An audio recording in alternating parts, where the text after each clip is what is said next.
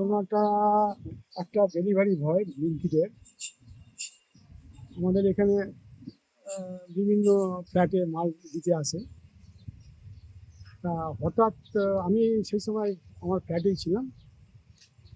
আমার মিসেস আমি একটা অন্য কাজে ব্যস্ত ছিলাম, মানে আমার একজন ফ্যামিলি একজনকে হসপিটালাইজ করতে হচ্ছিলো, আমি ওইসব কাজে খুব ব্যস্ত ছিলাম।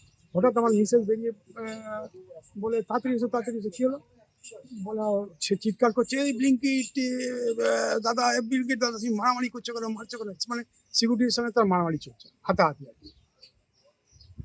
তা আমি করলাম কি, সঙ্গে সঙ্গে এইখানেই সিকিউরিটি সুপারভাইজারকে একটু গিয়ে খবর পাঠালাম, তাড়াতাড়ি ওখানে যাও, মারামারি হচ্ছে। ওরা এখানে গেল, যাই হোক কিছুক্ষণ বাদে সব থেমে টেমে গেল, ওরাও চলে গেল। তারপরে দেখি মিনিট 10-15 বাদে কি আধ ঘন্টার মধ্যে ও দল বল নিয়ে চলে এলো। ব্লিঙ্কিটের যে ছেলেটা, হ্যাঁ, যার সাথে হাতাহাতি হয়েছে, দুজনে ঝামেলাটা হয়েছে গাড়ি পার্কিং নিয়ে। নির্দিষ্ট জায়গায় গাড়ি পার্ক করতে বলেছিল, করেনি, কিস্তি গালি গালা যেসব অসংলগ্ন কথা বলেছে, দুজনেই বলেছে। তারপরে সেই আস্তে আস্তে সেটা হাতাহাতিতে দাঁড়িয়ে গেল।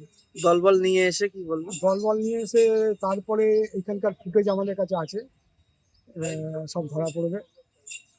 পুলিশকে জানানো হয়েছে? হ্যাঁ, আমরা পুলিশকে জানিয়েছি, ওই দিনকেই বিকেলবেলা জানিয়েছি।